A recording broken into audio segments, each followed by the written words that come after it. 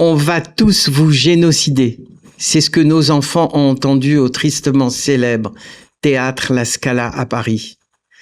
Alors j'ai tenu à vous parler depuis Israël avec dans le cœur le poids de l'histoire que nos parents nous ont transmise. Cette vidéo n'est pas une accusation, elle est un cri d'amour, un cri de mémoire et peut-être une dernière invitation à vous réveiller. Mes grands-parents sont nés dans les années 1880, ils ont connu le Maghreb, sa montée progressive d'un antisémitisme qu'ils ont senti venir bien avant qu'il ne frappe.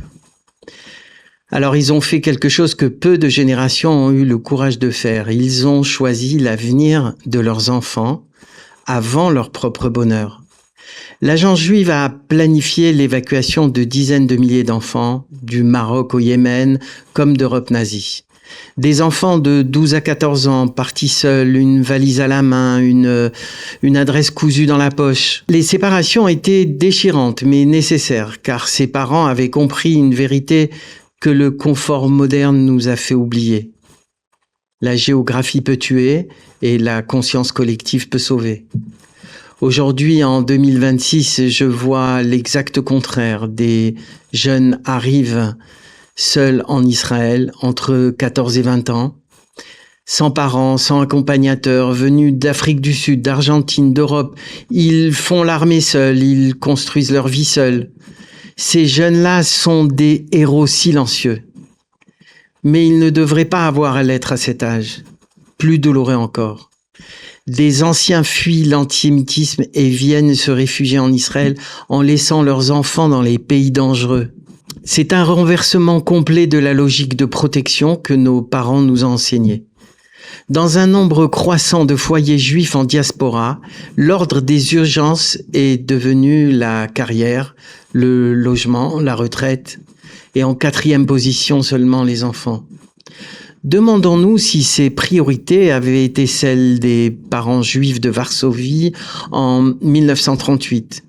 Combien d'entre nous seraient là aujourd'hui ? Nos grands-parents avaient ce que j'appelle la conscience de la continuité. Ils savaient qu'ils n'étaient pas seulement des individus, mais les maillons d'une chaîne. Mon enfant n'est pas seulement mon enfant, c'est l'avenir du peuple d'Israël. L'individualisme moderne a progressivement dissous cette conscience. Et pendant ce temps, l'antisémitisme remonte en France, en Angleterre, en Allemagne, aux États-Unis, en Afrique du Sud. Il monte dans les écoles de vos enfants, dans les rues de vos quartiers. Le 7 octobre 2023 devait être un point de bascule. Pour beaucoup, la léthargie est revenue. Alors je vous pose la question que beaucoup n'osent pas poser à voix haute. Qu'est-ce qui nous réveillera ? Il ne s'agit pas de tout quitter demain, mais il s'agit peut-être de quelque chose de plus difficile, de penser en termes de génération, pas en termes de point de retraite. De préparer nos enfants à l'idée d'Israël, pas comme une solution de repli, mais comme une réalité désirable et légitime. Vous n'êtes pas seulement une famille, vous êtes un maillon. Zachor, souviens-toi. Ce mot n'est pas seulement tourné vers le passé, c'est une injonction tournée vers l'avenir. Nos enfants méritent mieux que notre silence.